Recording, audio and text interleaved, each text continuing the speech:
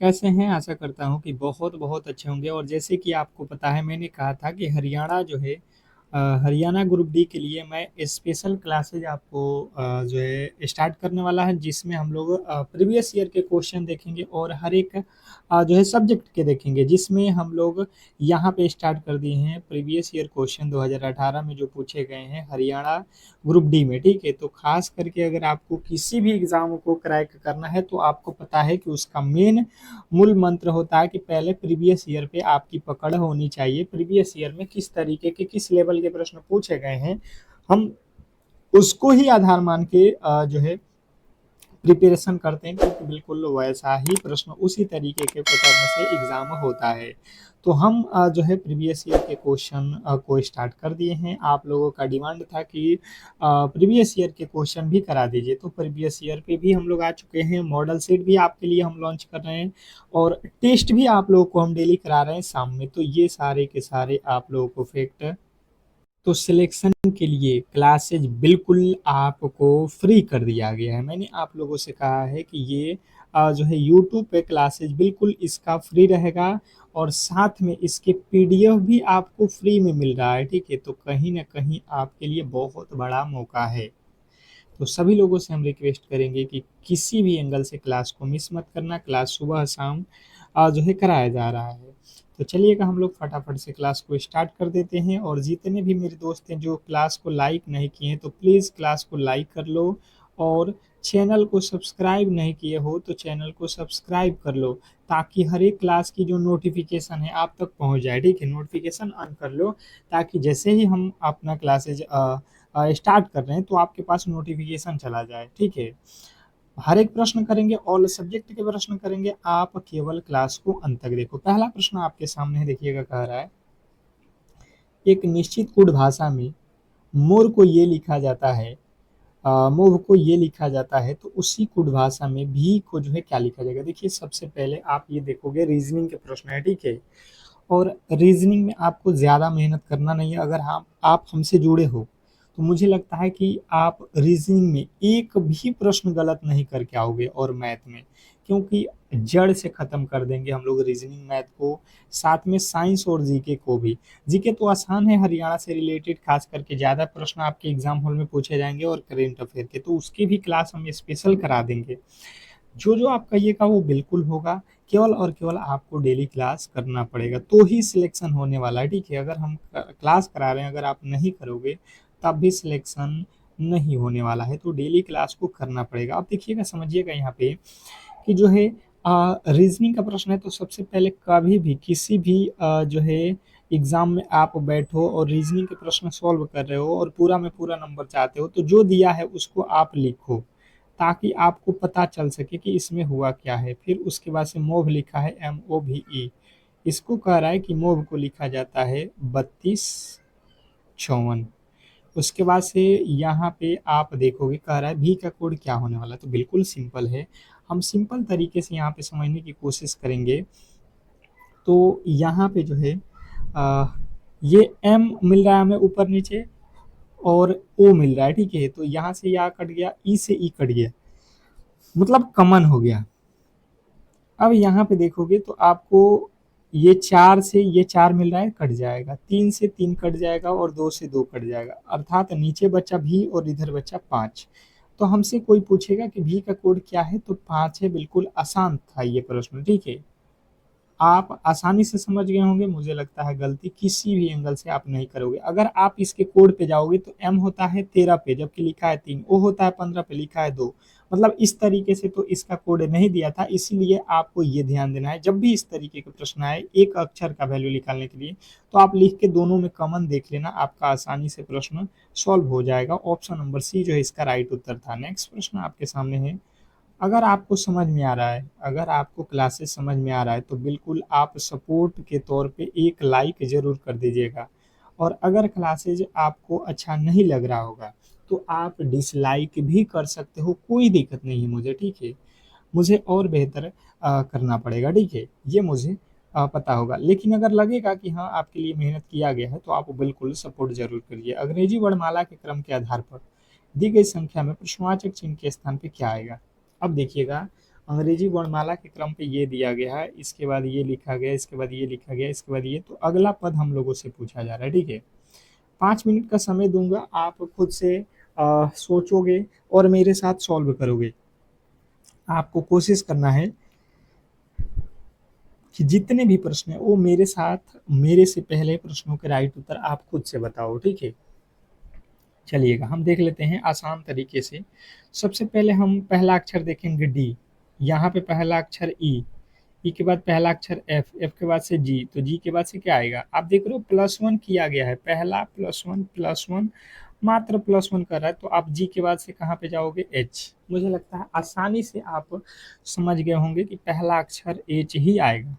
फिर दूसरा अक्षर चेक कर लो, दूसरा अक्षर यहाँ पे ओ है, यहाँ पे भी ओ है, मतलब ओ ही आएगा, ये तो हमें कंफर्म हो गया। अब लास्ट अक्षर हमें बनाना है, तो लास्ट अक्षर चेक कर लो, एस यू भी। एस होता है 19 पे, यू होता है 21 पे, मतलब +2, यू के बाद भी लिखा है, मतलब यू के बाद भी, यहाँ पे देखिएगा हमने एक अक्षर छोड़ दिया, एस के बाद टी, टी के बाद यू, यू के बाद भी, तो भी के बाद से, भी के बाद से डब्ल्यू। देख रहे हो, एक एक प्लस किया गया है, आप आसानी से समझ गए होंगे, सब में +1 कर दिया है। ठीक है, तो आपने भी +1 किया है, तो HOW जो है आपके बिल्कुल राइट उत्तर है। नेक्स्ट प्रश्न आपके सामने है, ये कह रहा है कि एक गोले का पृष्ठीय क्षेत्रफल 154 सेंटीमीटर स्क्वायर है, गोले की त्रिज्या ज्ञात कीजिए। अब देखिए ये जो है गणित का प्रश्न है, और कहीं ना कहीं आपको गणित में ज़्यादातर परेशानी होती है, पर मैं कह रहा हूँ कि अगर आप डेली क्लासेस कर लोगे तो एक भी क्वेश्चन गलत नहीं होगा मैथ रीजनिंग का। ठीक है, बहुत सरल और सिंपल तरीके से जितने भी प्रश्न आपके एग्जाम हॉल में पूछे गए हैं या पूछे जाने के चांस है, जिन टॉपिकों से जो सिलेबस में है, हम उनको पूरा कवर करा देंगे। ठीक है, देखिए सबसे पहले गोले का पृष्ठीय क्षेत्रफल हमें पता होना चाहिए। गोले का पृष्ठीय क्षेत्रफल होता है 4πr², इसमें का नहीं, 154 सेंटीमीटर स्क्वायर होता है, यही तो होता है, बिल्कुल यही होता है। आप यहाँ से रख लो 4 पाई का वैल्यू रख लो 22/7, और आर का वैल्यू हमें नहीं दिया गया है, तो ये छोड़ दो, बराबर 154। अब देखो 22 के पहाड़े में कितने मर्त में आता है, 22 के पहाड़े में कितने मर्त में आएगा, 7 मर्त में आ जाएगा। ठीक है, अब ये तिरछा तिरछी गुणा हो जाएगा, ये नीचे का गुणा उधर, तो R² बराबर क्या हो जाएगा, R² बराबर हो जाएगा 7×7 = 49, और बटा में नीचे आ जाएगा ये 4, ये 4 गुणा में है आर के, ये नीचे आ गया। अब R² है, हमें आर का वैल्यू निकालना है, तो ये जो स्क्वायर है यहाँ से हट के इधर जाएगा तो रूट हो जाएगा, तो 49 का वर्गमूल 7 और 4 का वर्गमूल 2, 7/2 का मतलब क्या होता है, 3.5 semi, 3.5 semi. Option number D जो है आपका बिल्कुल सही और सटीक उत्तर है। मैं फिर कह रहा हूँ कि जितने भी मेरे दोस्त अब तक इस क्लास को लाइक नहीं किए हैं, तो प्लीज़ लाइक कर लो, और डेली क्लासेस करना है आपको हर एक सब्जेक्ट का, बिल्कुल जो कि फ्री है। आपको हर एक सब्जेक्ट का जो है तैयारी यहाँ पे कराया जा रहा है, तो बिल्कुल आप क्लास को लाइक करके चैनल को सब्सक्राइब करके रख लो, और साथ में टेस्ट डेली दो, शाम में जो टेस्ट आपके लिए प्रोवाइड हो रहा है उसको दो, ताकि आपका स्कोर बढ़ता रहे। ठीक है, नेक्स्ट प्रश्न आपके सामने है, कितने वर्षों में 7200 रुपया 4% वार्षिक ब्याज की दर से 360 रुपये साधारण ब्याज प्राप्त हो जाएगा। क्वेश्चन नंबर 4 पे आ चुके हैं। अब बताओगे क्वेश्चन नंबर चौथे के जो राइट उत्तर है वो क्या होने वाला है। क्वेश्चन नंबर चौथा का राइट उत्तर आपके अकॉर्डिंग क्या होने वाला है, ये आप कमेंट बॉक्स में बताने की कोशिश करोगे सभी लोग, जितने भी मेरे दोस्त देख रहे हैं। क्वेश्चन नंबर चौथा का जो भी आपको राइट उत्तर लग रहा है, सबसे पहले बताने की कोशिश करोगे। आपको फॉर्मूला साधारण ब्याज का पता होना चाहिए, तब जाके प्रश्न आप बनाओगे। साधारण ब्याज SI बराबर मूलधन गुणे समय गुणे दर बटे 100, यही तो फॉर्मूला होता है, मूलधन गुणे समय गुणे दर बटे 100। कितना दिया है मूलधन, 7,000 रुपये, 7,200। इसने कहा है 360 रुपया, 360 रुपया ब्याज कितने मूलधन पे, 7200, गुणे टी, टी मतलब कितने वर्षों में हमें नहीं दिया गया है टाइम, दर कितना है 4% और बट्टा में हो जाएगा 100। ये दो जीरो से ये दो जीरो आपका क्लियर हो जाएगा। अब ये आपका देख लो, 36 दूना 72, ये 2 हो गया, ये 10 हो गया, ये 2 के पहाड़ में कट जाएगा 5 मर्त में। अब देखो इधर है 4, इधर है 5, टी का वैल्यू निकालोगे तो ये हो जाएगा 5/4, भाग में चला जाएगा। ये टी में गुणा है 4 तो इधर जाएगा तो भाग में, 4/5 का मतलब क्या होता है, 1.5, 1.25 होता है, 1.25 जो है बिल्कुल आपका सही और सटीक उत्तर है। अगर आपने ऑप्शन नंबर सी को ही चुना है तो ये बिल्कुल सही और सटीक उत्तर है। नेक्स्ट प्रश्न आपके सामने देखिएगा, बहुत इंपॉर्टेंट प्रश्न है, क्वेश्चन नंबर 5। एक दुकानदार किसी वस्तु का अंकित मूल्य उसके क्रय मूल्य से 100% अधिक अंक निर्धारित करता है।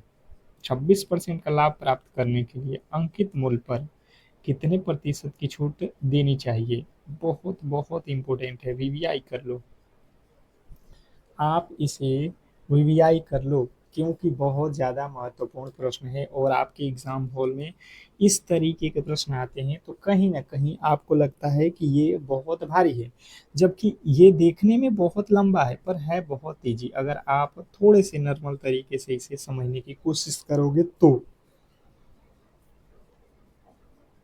जैसे यहाँ पे दिया गया है, हमने मान लिया कि मूलधन हमारे पास कोई सामान 100 रुपया का है, ठीक है, और मैं उसका जो है मूल्य 100% अधिक रख रहा हूँ। मतलब अगर 100 रुपया का सामान है तो 100% अधिक अगर इसको करूँगा तो ये जो इसका प्राइस हो जाएगा, अब हम कहेंगे कि इसका जो प्राइस है एमआरपी ये 200 है, पर इसने कहा कि भाई साहब आपको 26% का ही लाभ कमाना है, तो आप खरीदे हो कितना में, खरीदे हो 100 रुपया में, तो 100 रुपया पर जितना आपको लाभ कमाना है उतना में बेचना पड़ता है। अगर मान के चलो कि मुझे 50% अधिक लाभ कमाना, 50% लाभ कमाना है तो हम 100 वाला सामान 150 में बेचते हैं तो 50 रुपया फायदा हो जाएगा।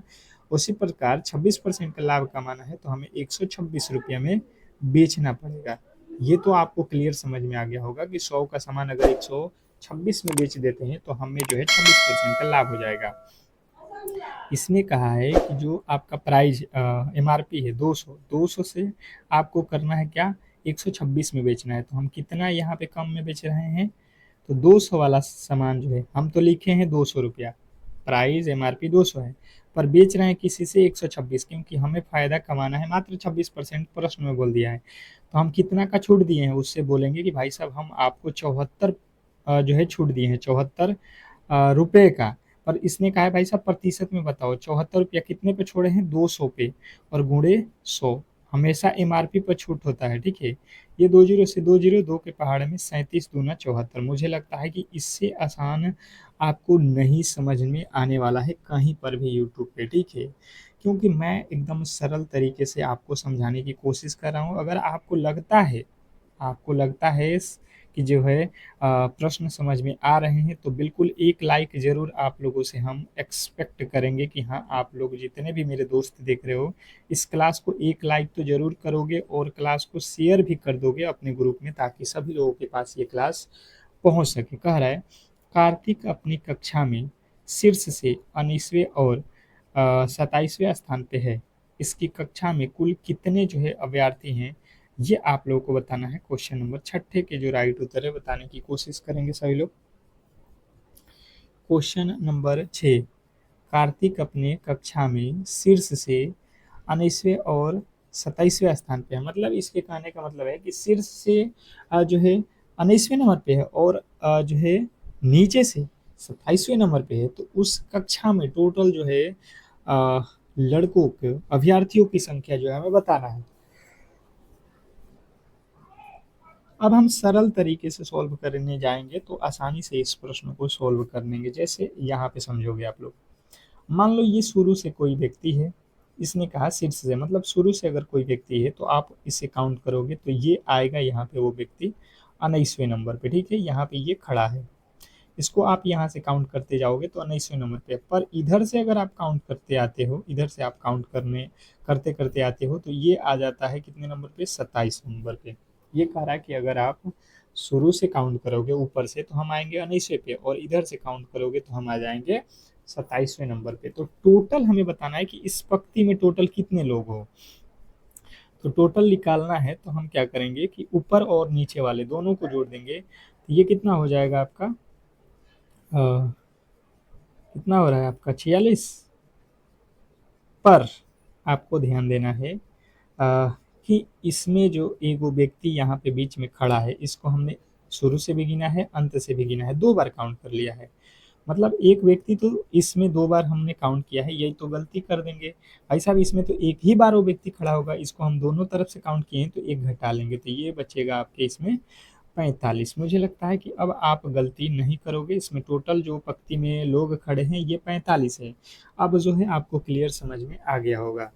नेक्स्ट प्रश्न की ओर चलेंगे, और अगला प्रश्न आपके सामने कह रहा है यहाँ पे कि जो है दिए गए समीकरण को सरल कीजिए। जो दिया गया समीकरण है इसको जो है आपको सरल करना है, बहुत ईजी है, बहुत सरल तरीके से आप इस प्रश्न को सॉल्व करते हो, क्योंकि बोर्ड मास के नियम अगर आपने पढ़ रखा है तो ये प्रश्न आपके लिए बहुत ईजी हो जाएगा। बोर्ड का नियम क्या होता है हम आपको बता देते हैं ताकि आपको सॉल्व करने में आसानी हो। सबसे पहले जहाँ पे भी भाग दिखे उसको हम करते हैं, फिर उसके बाद से गुणा को करते हैं, फिर गुणा के बाद से हम जोड़ते हैं, और जोड़ के बाद अंत में घटाते हैं। मतलब आपका क्लियर होना चाहिए बोर्ड का नियम क्या होता है। सबसे पहले हम भाग देंगे, भाग के बाद से गुणा करेंगे, गुणा के बाद से जोड़ेंगे, और जोड़ के बाद से हम जो है अंत में माइनस करेंगे। तो ये लॉजिक अगर आप को याद है तो मुझे लगता है कि आपको कहीं से भी दिक्कत नहीं होने वाला है इसको सॉल्व करने में। हम देख लेते हैं यहाँ पे, देखिए 16, फिर प्लस है तो प्लस, क्योंकि हमें प्लस को पहले हल नहीं करना है, हम पहले भाग देंगे। यहाँ पे भागा लिखा हुआ है तो 20 में 4 से भाग देंगे तो 4 पचे 20, माइनस 3 से 2 में गुणा करेंगे, 3 गुना का 6। आपको क्लियर समझ में आ रहा होगा मुझे लगता है। अब देखिए 16 और 5 कितना होता है, 16 5 21, 21 में से 6 को माइनस करेंगे तो 21 में से 6 जाता है, कितना होता है 15। हमें क्लियर है, हमें लगता है कि बिल्कुल क्लियर है। ऑप्शन नंबर सी, क्या आपका भी ऑप्शन नंबर सी आया है? सभी लोग बताएंगे क्या आपका भी ऑप्शन नंबर सी ही आया है? अगर सी आया है तो बिल्कुल कमेंट बॉक्स में हाँ लिखो, ठीक है। नेक्स्ट प्रश्न की ओर चलेंगे, और अगला प्रश्न आपके सामने है। क्वेश्चन नंबर 8 कह रहा है, यहाँ पे देखिएगा ध्यान पूर्वक, बहुत इंपॉर्टेंट प्रश्न है कि एक दुकानदार ने 19 दर्जन वस्तुएं 390 रुपया प्रति दर्जन से खरीदा। अच्छा जी, एक दर्जन का दाम है 390 रुपया और खरीदा है 19 दर्जन। इसने प्रत्येक वस्तु यहाँ पे कितना में बेचा है, 78 रुपये की दर से बेच दिया है, तो उसे कितने प्रतिशत का लाभ हुआ। देखिए प्रश्न बहुत ईजी है, पर आपको यहाँ पे घुमाया गया है। अगर आप हड़बड़ाओगे तो ये प्रश्न 100% गलत कर लोगे अगर एग्जाम हॉल में दे दिया जाए तो, क्योंकि वहां पे जो है आपके माइंड बिल्कुल जो है गड़बड़ होता है, क्योंकि हर एक प्रश्न को देखना है और फास्ट करना है। तो यही फायदा है कि अगर आप डेली क्लास करोगे तो ऐसे प्रश्न करके जाओगे तो वहां पे कोई दिक्कत नहीं होगा। देखिए इसने कहा है कि एक दर्जन का जो मूल्य 390 रुपया है। देखिए 390 रुपया प्रति दर्जन लिखा हुआ है, तो देखिए 390 प्रति दर्जन का मतलब हुआ कि 12 वस्तु, ठीक है, हम 12 वस्तु मान लेते हैं, 12x, 12 वस्तुओं का दाम जो है 390 है। हम एक वस्तु का दाम यहाँ से निकालेंगे तो 12 3 36, कितना हुआ, 12 3 36, और बच जाएगा 3, अर्थात पूरा नहीं कट रहा है जी। हम इसको क्या करते हैं, 90 बटा लिख देते हैं यहाँ पे 12, और काट देते हैं यहाँ से कितना से, 3 के पहाड़े से 6 के पहाड़े से, 6 4 का 36, 6 5 30, ये हो जाएगा 2, अर्थात 65 बटा 2। और ये है एक वस्तु का बेचना है हमें 78 रुपये में, खरीदे हैं 65 बटा 2 में, बेच रहे हैं 78 में, अर्थात हम इसे क्या कह सकते हैं कि 65 बटा 2 को हम लिख लेंगे, 65 बटा 2 पूरा भाग दे दो, 3 दूना के 6, 2 दूना का 4, 5, 32.5 हमने खरीद रखा है, कितना में, 32.5 में, और हम एक वस्तु को बेच रहे हैं। देखिए लिखा है प्रत्येक वस्तु को 78 रुपये की दर से बेचा जाता है। तो हम सबसे पहले खरीदे कितने में है, 32.5 रुपये में एक वस्तु, बेचे कितना में है एक वस्तु 78 में। तो यहाँ से देख लो कितना का लाभ हो रहा है, घटा लो आप, ये तो हो जाएगा 0.5, 7 में से 2 जाएगा 5, और यहाँ हो जाएगा आपका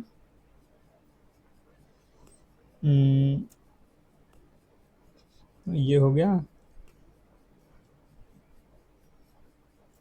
7 में से 3 जाएगा 4, ठीक है, बट्टा कितने पर लाभ हुआ है, 32.5 पे गुणे 100। अब यहाँ से देख लो, आप कर लो, ये पॉइंट हटा लो और यहाँ पे आप जो है भाग दे दो। ये डायरेक्ट यहाँ से पॉइंट हटा लेना और भाग दे देना। 5 के पहाड़े में 5 छक्का 30, 5 पचे 25, 5 के पहाड़े में 20 पचे 100, फिर 5 के पहाड़े में 4, 5 के पहाड़े में 13 पचे 65। ये जो है गुणा कर लेना, कितना हो जाएगा, 4 पचे 20, 5 पचे 25, 2 27, 5 चौके 20, 4 चौका 16 और 2 18, बट्टे में हो जाएगा 13। 13 का में 13 कितना हो रहा है आंसर, 13 का में 13 कितना बचा, 13 5 18, 5 13 चौका 52, 13 चौका 52, 13 चौका 52 कितना हुआ, 57 में से 52 गया, 52 5 57, 13 तिया 39, lump sum option number C 143 point, 143% का लाभ। अगला प्रश्न आपके सामने है कि यदि एक एक संख्या जो है 7 अंकों की है, जो यहाँ पे दी गई है, 3 से पूर्णतः विभाज्य है, तो ए का जो है न्यूनतम मान क्या होगा, ए का जो है न्यूनतम मान बताना है हमें, मतलब ए का सबसे छोटा वैल्यू। तो देखिए सबसे पहले वैल्यू क्या दिया गया है, आप इसको लिख लो, ठीक है, और यहाँ पे वैल्यू हमें पता नहीं है, यहाँ पे 0 है। कह रहा है कि ये 3 से विभाज्य है, ठीक है, 3 से पूर्णतः विभाज्य है, तो 3 से विभाज्य है तो ए का वैल्यू हमें निकालना है, वो भी छोटा से छोटा। तो आप सबसे पहले एक रख के ट्राई कर सकते हो, या 3 की विभाज्यता का नियम ये भी कहता है कि इसके अंकों को आप जोड़ लो और कितना घटेगा 3 से भाग देने में वो भी हो जाएगा, ये भी तरीका एक होता है।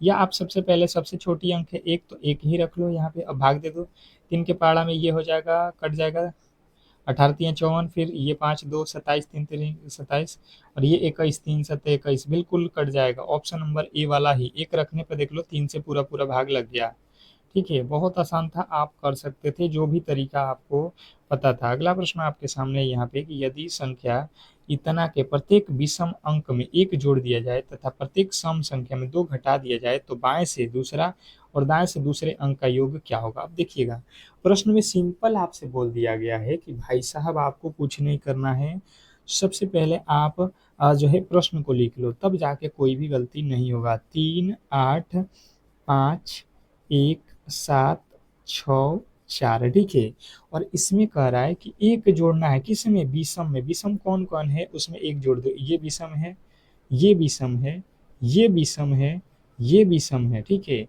इसमें एक जोड़ना है, और सम में 2 घटाना है। सम कौन है, जिसमें 2 से भाग लगता है, उसमें से 2 घटा देना है, इसमें से भी 2 घटा देना है। अब बना लो, ये हो जाएगा, एक जोड़ोगे 4, ये घटा दो 6, ये जोड़ दो 6, ये जोड़ दो 2, ये हो जाएगा 8, ये हो जाएगा 4, ये हो जाएगा 2। इसने कहा है कि बाएं से दूसरा, बायां से ये दूसरा, और दाहिने से दूसरा, दाहिने से देखिएगा दूसरा, दाहिने से दूसरा 4, तो 4 और 6 का योग मतलब होता है जोड़, तो 6 4 जोड़ोगे तो कितना आ जाएगा 10। मुझे लगता है कि बहुत ही आसान था, अगर आपने अच्छे तरीके से इस प्रश्न को समझ रखा है तो गलती नहीं करोगे किसी भी एंगल से, ठीक है। नेक्स्ट प्रश्न की ओर चलेंगे, और अगला प्रश्न आपके सामने है, और मैं फिर कह रहा हूँ कि जितने भी मेरे दोस्त हैं जो इस क्लास को देख रहे हैं, अगर आपको लगता है कि आपके लिए हमने मेहनत कर रखा है तो बिल्कुल एक लाइक ज़रूर कर दीजिएगा, एक सपोर्ट ज़रूर कर दीजिएगा हम लोगों को, ठीक है। अरे दी गई श्रृंखला में प्रश्नवाचक चिन्ह के स्थान पे क्या आएगा, दी गई श्रृंखला में प्रश्नवाचक चिन्ह के स्थान पे क्या आने वाला है, ये आपको बताना है, बताने की कोशिश करेंगे। सबसे पहले हम देखेंगे यहाँ पे हुआ क्या है, 27 से 31 लिखा है, 27 से 31, आप कहोगे भाई साहब 4 जोड़ दिया है, 31 से 40 भाई साहब 9 जोड़ दिया है, 40 से 56 भाई साहब 16 जोड़ दिया है, 56 से 81 भाई साहब 56 से 81 कितना जोड़ा है, 25, कुछ आपको समझ में आया? कुछ आपको समझ में आ रहा है? आप कहिएगा बिल्कुल आ रहा है भाई साहब। ये 4 जो है 2 का वर्ग जोड़ा गया है, 9 जो है 3 का वर्ग लिखा गया है, 16 जो है 4 का वर्ग है, 25 जो है 5 का वर्ग है। ठीक है, कोई दिक्कत नहीं है। मतलब 1 2 2 3 4 5, 5 की वजह से क्या होता है 6, 6 का वर्ग क्या होता है 36, यानी कि हम 36 जोड़ लेंगे। तो 1 और 6 जोड़ेंगे 7, अर्थात अंत में 7 आना चाहिए, इकाई का अंक 7 होना चाहिए। आपको क्लियर समझ में आ गया होगा कि 117 हमारा बिल्कुल सही उत्तर है। इसमें कहीं से किसी तरीके के डाउट नहीं होना चाहिए। बहुत बहुत बेहतरीन प्रश्न था और ऐसे प्रश्नों को कहीं ना कहीं आप आसानी से सॉल्व कर सकते हैं। नेक्स्ट प्रश्न आपके सामने है, कह रहा है क्वेश्चन नंबर 13, 4,000 रुपये पर 6% वार्षिक ब्याज की दर से 2 वर्षों के लिए साधारण ब्याज और चक्रवृद्धि ब्याज वार्षिक रूप से चक्रवृद्धि ब्याज के बीच का अंतर ज्ञात करना है। क्वेश्चन नंबर जो है आप लोगों के सामने 13वें नंबर पे आ चुके हैं। बताने की कोशिश करेंगे सभी लोग। क्वेश्चन नंबर 13 के जो राइट उत्तर है वो क्या होने वाला है? आप अपना अपना दिमाग फटाफट से दौड़ाने की कोशिश करोगे। सबसे पहले अगर आपको मैं बताने की कोशिश करूं तो आपको कह रहा है कि यहाँ पे साधारण ब्याज और चक्रवृद्धि ब्याज के बीच का अंतर निकालना है। तो जब भी आपसे बोला जाए साधारण ब्याज और चक्रवृद्धि ब्याज का अंतर निकालो, तो इसका फॉर्मूला याद रखना, डी बराबर पी गुणे आर बटे 100 गुणे आर बटे 100। अब ये आर क्या होता है तो दर होता है, पी क्या होता है मूलधन होता है, डी मतलब होता है अंतर, डिस्टेंस। तो दोनों के बीच के जो अंतर है उसके बराबर होता है मूलधन गुणे दर बटा 100 गुणे दर बटा 100। 2 वर्षों का है इसीलिए ये फॉर्मूला होता है। तो हम यहाँ पे अंतर निकाल देते हैं। हमारे पास मूलधन है 4,000 रुपया और समय हमारे पास है 2 वर्ष, तो दर को 2 बार लिख देंगे, आर बटा 100 गुणे आर बटे 100। यहाँ से 2 जीरो से ये 2 जीरो कट जाएगा, 1 जीरो से ये 1 जीरो कट जाएगा। अब गुणा कर लो, 66 36 में 4 से गुणा करो, 36 चौका 144 और उसमें 10 से भाग देना है। नीचे देखो 10 अभी बचा है, तो 1 जीरो का मतलब होता है 1 अंक पे पॉइंट। मुझे लगता है कि आपको बताने की कोई आवश्यकता नहीं है, आप इतना तो बिल्कुल चालाक हो और ऐसे प्रश्नों को आसानी से एग्जाम हॉल में फोड़ के आओगे अगर आप डेली जो है हमारे साथ मेहनत करोगे। तो कहीं से किसी तरीके का कुछ भी प्रश्न पूछ ले आपको हम वैसा तो तैयार बिल्कुल कर देंगे। ठीक है, थोड़ा सा अगर आप समय देते हो तो। अगला प्रश्न आपके सामने है कि 4 अक्षर समूहों में से 3 एक निश्चित तरीके से समान है और एक अ, और इस प्रकार से एक ग्रुप बनाते हैं, निम्नलिखित में से कौन सा उस ग्रुप से संबंधित नहीं है? देखिए 4 ऑप्शन हमारे पास हैं। इसने कहा है कि 3 एक जैसे हैं और एक अलग है। जो अलग है वही हमें बताना है। इसमें जो अलग हमें लग रहा है वो जो है हमारा इसमें राइट उत्तर है। अब आपको चेक करना पड़ेगा कि इसमें अलग कौन है, किसी भी तरीके से हो, पर यहाँ पे अलग छांटना है हमें अपने तरीके से। यहाँ पे जो भी लगे कि अलग है उसी का हमें यहाँ पे बताना है राइट उत्तर। सबसे पहले हम समझने की कोशिश करते हैं। यहाँ पे मैंने देखा तो यहाँ पे लॉजिक क्या है, ये HBW लिखा है, ठीक है, PJF लिखा है, FWB लिखा है। कुछ लॉजिक समझ में आ रहा है, कुछ लॉजिक हमें समझ में आ रहा है। देखिएगा हम यहाँ पे समझा रहे हैं अंतिम से। चलो, W होता है 23 पे, Q होता है 17 पे, M होता है 13 पे।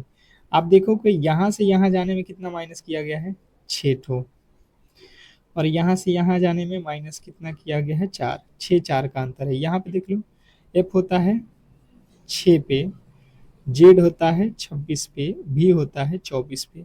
आप यहाँ पे भी देखोगे 6 में से 6 घटेगा, 0 होता है, 0 मतलब 26 होता है, 26 पे Z होता है, ठीक है। 26 में से 4 जाएगा, 24 होता है, ये भी सही है। अच्छा, इन दोनों को चेक करते हैं क्या वही लॉजिक है कि नहीं। P होता है 16 पे, J होता है 10 पे, F होता है 6 पे। यहाँ से देखो अंतर कितने का है, 6 का। यहाँ से अंतर 4 का, ये भी तो सही है भाई साहब, 6 4 का लॉजिक लगाया है। अब चलते हैं हम लोग पहला वाला ऑप्शन पे। इसमें लिखा है H 8 पे होता है, W 23 पे होता है और B 2 पे होता है। देखो यहाँ पे अंतर क्या 6 का है, यहाँ पे क्या अंतर 4 का है, बिल्कुल नहीं है, तो अलग कौन सा हो गया? Option number A. अगर आपने ऑप्शन नंबर ए को चुन रखा है तो बिल्कुल सही और सटीक उत्तर है। नेक्स्ट प्रश्न आपके सामने है, कह रहा है यदि यहाँ पे 6y512 संख्या 8 और 9 से पूर्णतः विभाज्य है तो y का अंक y का मान जो है हमें ज्ञात करना है। क्वेश्चन नंबर जो है 15 के राइट उत्तर हमें बताना है। मुझे लगता है कि बहुत ईजी है और थोड़ा सा अगर आप भी दिमाग लगाते हो तो इस प्रश्न के राइट उत्तर के साथ चौंक जाओगे। सभी लोग, जितने भी मेरे दोस्त देख रहे हैं यहाँ पे ध्यानपूर्वक ध्यान दीजिए। सबसे पहले हमें दिया गया है 6y512। इसमें कह रहा है कि आपको 8 से भी भाग लगना चाहिए और 9 से भी भाग लगना चाहिए। ऐसी संख्या हमें बनाना है, वो जो है y की जगह पे वैल्यू हमें रख के बनाना है। ठीक है, y की जगह पे क्या रखें?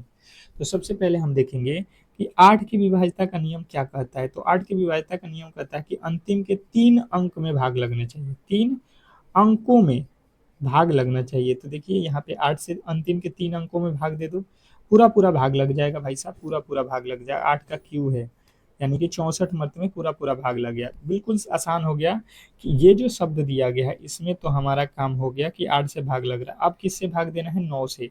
9 से विभाज्यता का नियम क्या कहता है? 9 की विभाज्यता का नियम कहता है कि इनके अंकों का योग 9 से भाग लगना चाहिए। तो ये हो जाएगा 2 1 3, 3 और 5 8, 8 6 14, 8 6 14 और 14 में एक ठो बचा हुआ है y।